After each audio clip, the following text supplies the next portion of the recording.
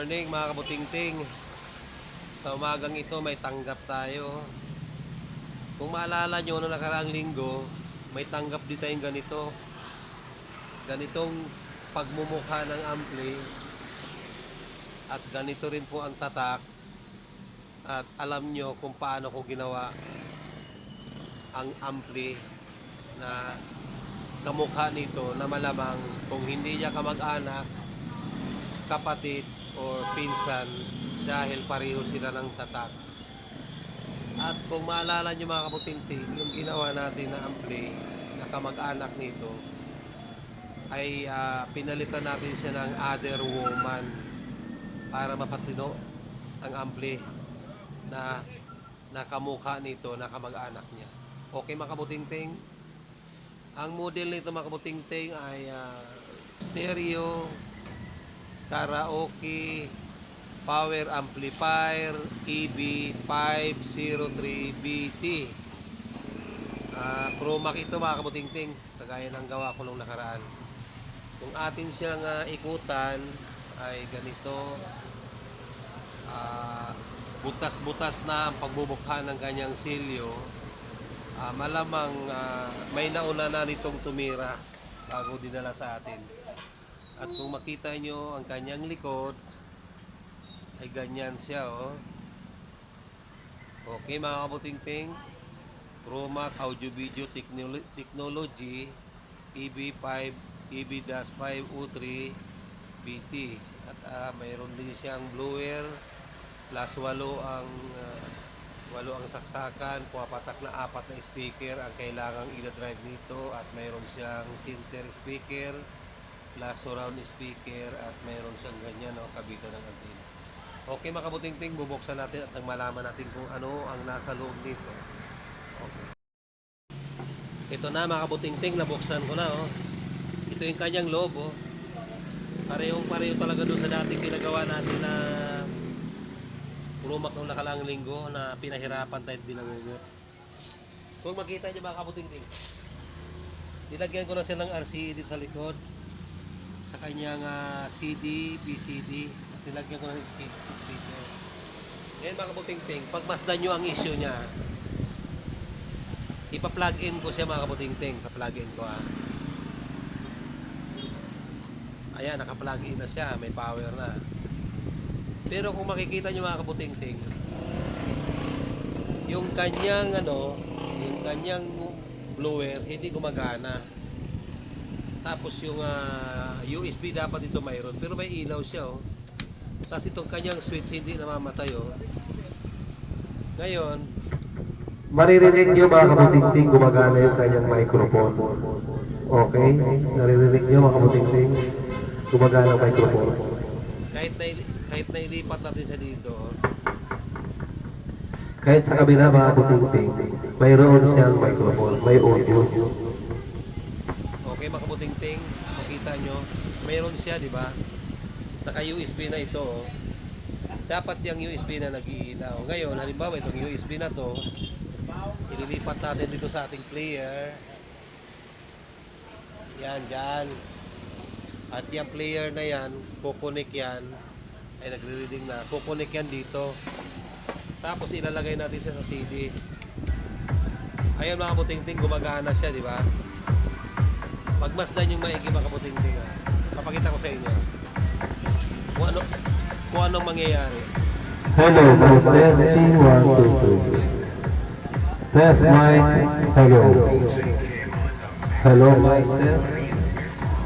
Kung makikita nyo mga kabutingting, akala nyo matino ang amplifier na to.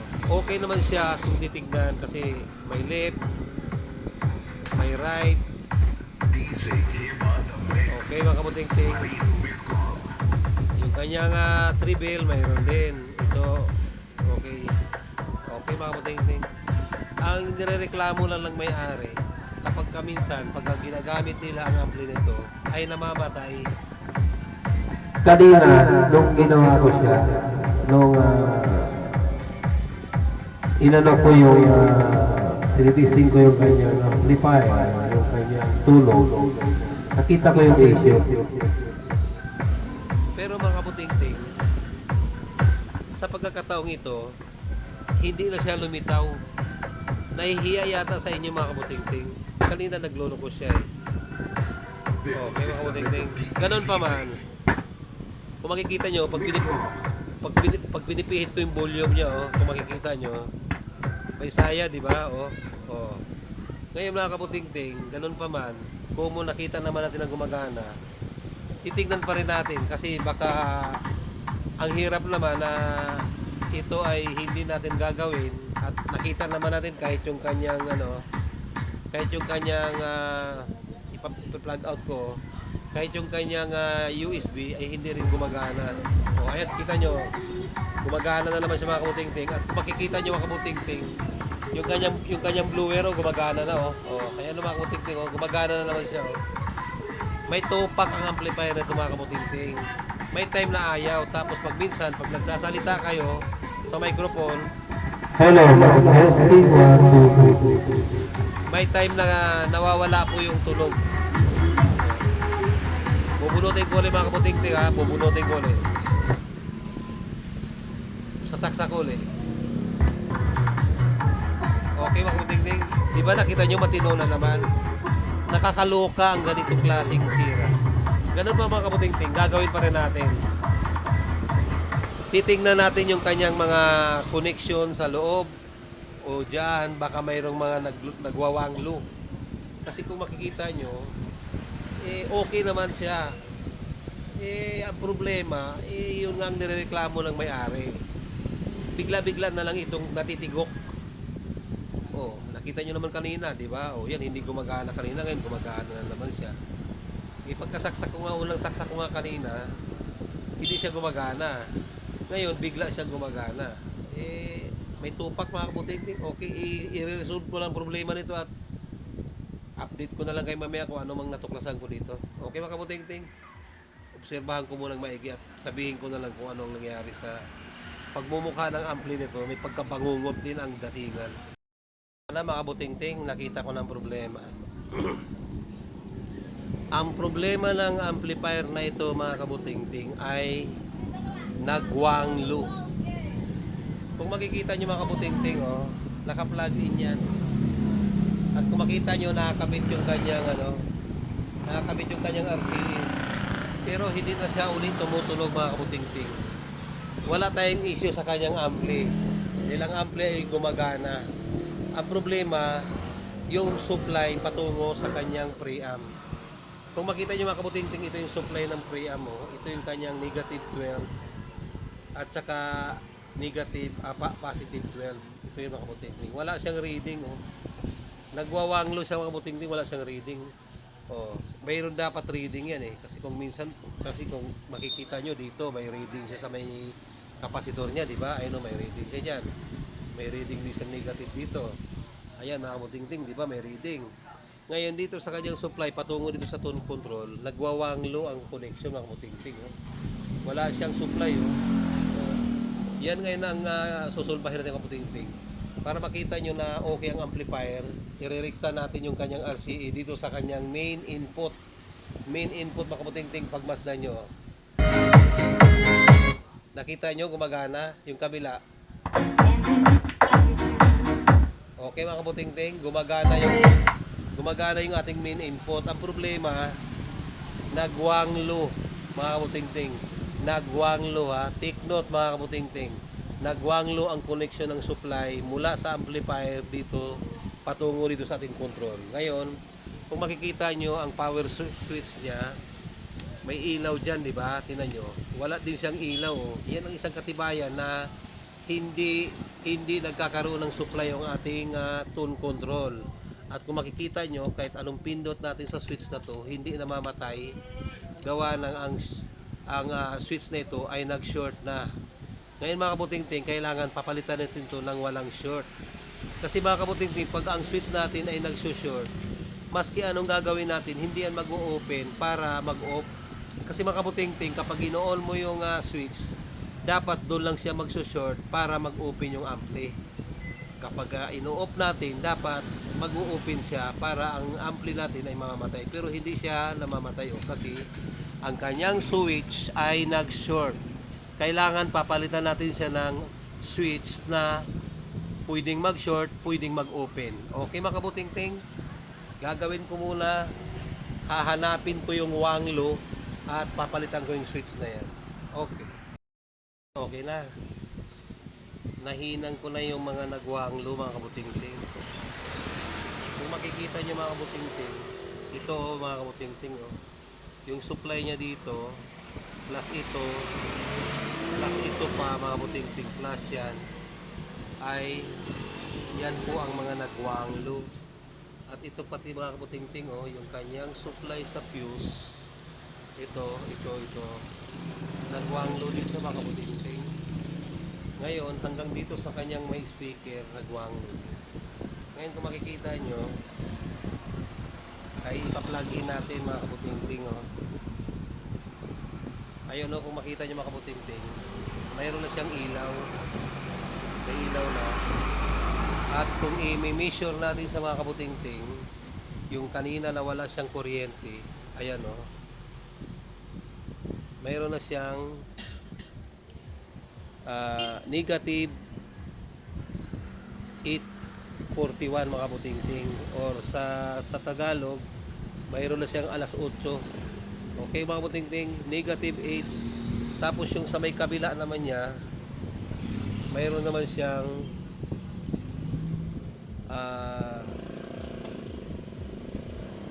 ayan mga kabuting-ting 9.13. Okay mga kabuting-ting, so okay na ang supply. At kung maririnig yung mga kabuting-ting, okay na yun tumutunog na naman siya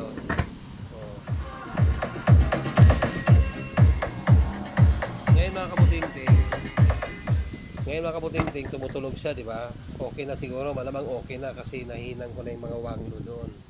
Ngayon papalitan natin itong volume niya kung maririnig nyo parang lumalagot at kung ito pipihitin nyo nitong base niya medyo parang may konting sayad. Okay mga kabuting-ting, sabay-sabay ko lang papalitan yan mula dito sa kanyang treble hanggang dito sa may sa base niya, pati na rin yung sa microphone papalitan na rin natin mga kabuting-ting para naman wala nang magiging issue. Tapos itong switch papalitan natin kasi hindi siya nag-o-off Okay mga kabuting-ting, papalitan ko silang lahat mga kabuting-ting. Ito na ipapalit natin kung makita nyo yung pinalitan natin ay nakahilata siya doon dahil siya ay sira na. Okay, kakabit ko muna siya dito sa switch na to mga kabuting-ting dahil butas-butas na ang pagmumukha nito at nang maikabit na natin yun at kung magiging okay na ito. Ting-ting, napalitan ko na Okay mga kabuting-ting, nakasaksak na yan. Kita nyo wala na siyang rectang on i-on ko ngayon mga kabuting-ting nang makita nyo na gumagana na yung switch. Yun, kita nyo mga kabuting-ting, gumagana na yung kanyang switch. Ngayon ang papalitan naman natin ngayon itong volume kasi kung makikita nyo yung kanyang volume may sipon parang gustong suminga. Yung issue ng ampli mga kabuting-ting na nagwanglo, okay na yan. Inibayan ko na yung mga wanglo dyan para hindi na magka-issue dyan. Ito papalitan muna natin mga kabuting-ting ito at isasabay na natin itong kanyang mga ito at parang may kunting tama. Okay mga kabuting-ting, pati na rin yung microphone para maganda ang paggamit ng may-ari nito. Okay, ito na mga kabuting-ting natanggal ko na yung mga volume na nakakabit dito. Kung makita nyo mga kabuting-ting butas-butas na ang mga pagmumukha nito. Pati master volume butas-butas na ang pagmumukha mga kabuting-ting. Kung makikita nyo mga kabuting-ting, yung mga tinanggal natin ay nakahilata sila parang nalulungkot sila dahil sila ay lisa na sa amplifier na ito na may kunting issue. Ang naging issue ay wanglo. Kung iisipin nyo naman mga kabuting-ting medyo okay pa naman yung mga volume na yan. Kaya lang ang sa atin lang ipinagawa ng may-ari ito dahil sa gano'n lang problema niya na papatay-patay at natuklasan natin na nagwawanglo Siyempre mga kabutingting, para naman wala nang magiging issue na susunod sa issue na nagwanglo, kalimitan kasi nagiging problema kung minsan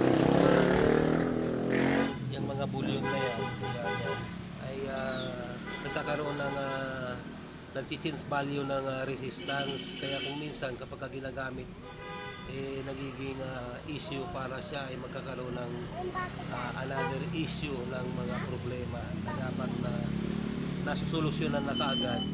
Kaya bago pa man sakaling mayroon mang lumitaw na gano'n, papalitan na natin. Yung kanyang saksakan ng microphone mga kabutingting, nakita ko nung pinasukan ko sa kanina, medyo masikip pa, hindi pa siya wanglo, kaya hindi na natin siya kailangang palitan dahil alam niyo naman mga kabutingting, kapag ka wanglo, maluwag ang datingan at hindi kagad pipick up sa microphone pagka nagwanglo ang butas. Kaya ang kabutingting, kapag ka ang butas ay nagwanglo, hindi mararamdaman ang pick up ng microphone. Nung pinasukan ko siya kanina, masikip pa ang butas, kaya hindi na natin kailangan na palitan niya ng mga saksakan ng microphone dahil okay pa yan. Medyo may pagkasariwa pa ng konti ang mga butas niya. Okay mga kabutingting, papalitan ko na ito at mga kabutingting, hindi naman natin kailangang magtipid. Marami tayong ganito, mga sariwang volume, mga sariwa ay mga kabutingting. Itong ating ganitong klase na mono, ito mono lang ito mga kabutingting. Ito yung volume ng mono lang kasi tatlo ang paa niyan. At ito yung stereo. Marami tayo yan. Mura lang naman kasi ang isang ito mga kabutingting, kaya hindi mo na kailangan tipirin. Alam nyo kung magkano lang ang isang ito. Murang-mura para tipirin natin. Ibigay natin ng todo para magiging maganda naman ang datingan ng amplifier na ito. At mayroon tayong master din, okay, kagaya kailangan nating ikakabit ay itong piraso yan. 5 ordinary na 3 stereo, 2 mono at isang master. So kukuha lang tayo dito mga kabutingting ng kukuha lang tayo dito ng 3. Ito 3, okay, 3. Tapos kukuha tayo ng 2 rito. Ito, okay. Ito 2, okay. Tapos isang master.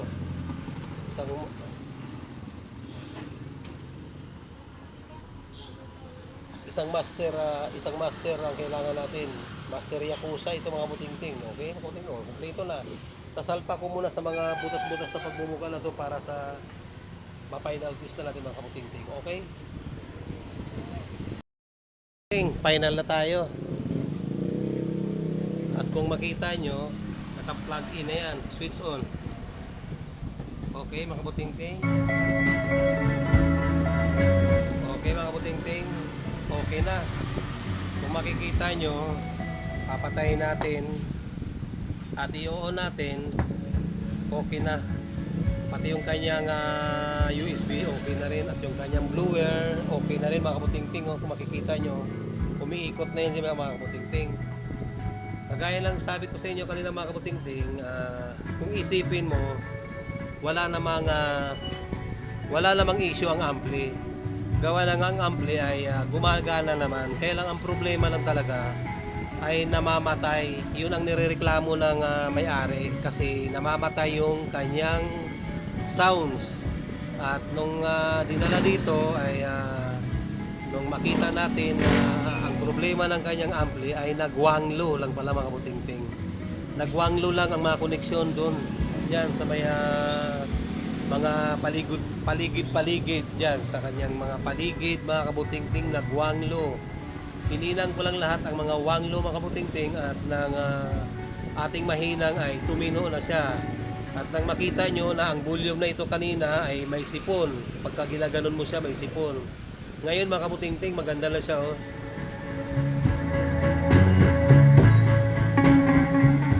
Kung makikita nyo mga kabutingting, maganda na ang datingan ng volume. Okay mga kabutingting, yung kanyang left and right, okay, left, right, okay mga kabutingting, naramdaman nyo ba na nagbabago ang dating? Pinipihit natin ang kanyang left and right, at yung kanyang treble, Ayan, naririnig nyo, nagbabago. Yan ang treble. At yung kanyang middle, ayan, nakita nyo mga kabutingting, gumagana. Maganda ang datingan mga kabutingting. At yung kanyang base, kung makikita nyo, ayan, nagbabago rin ang base mga kabutingting, oh. Oh. Okay mga kabutingting. At gaya ng sabi ko sa inyo, yung sa mic natin, okay naman din. Kaya lang pinalitan na rin natin gawa ng para hindi na siya magkakaiso. Kung makikita nyo mga kabutingting, gumagana ang microphone. Gumagana ang microphone mga kabutingting. Oh. Gaya ng sabi ko sa inyo, hindi ko na pinalitan yung kanyang mga saksakan dahil ang mga saksakan ng microphone mga kabutingting ay masigit pa. Pagka pinasukan mo siya ng microphone kagaya nito at magsasalita po kayo ng hello mga kabutingting, ay nararamdaman nung butas na mayroong siyang feedback mula sa microphone. Ang ibig sabihin mga kabutingting, ang microphone ay walang issue. Kahit dito sa may isa, sasaksak natin siya dito, ay suwabe mga kabutingting ang dating. At kung mararamdaman nyo mga kabutingting na maganda ang datingan ng kanyang microphone, gawa lang ang brand ng ganitong klaseng brand ng amplifier mga kabutingting, maganda ang tunog. Akala ko nung una ang ganitong klaseng amplifier ay nag-iisa lang, ay may mga kamag-anak pala ito. At kagaya nung unang vlog ko sa inyo, yung unang amplifier na ginagawa ko nito ay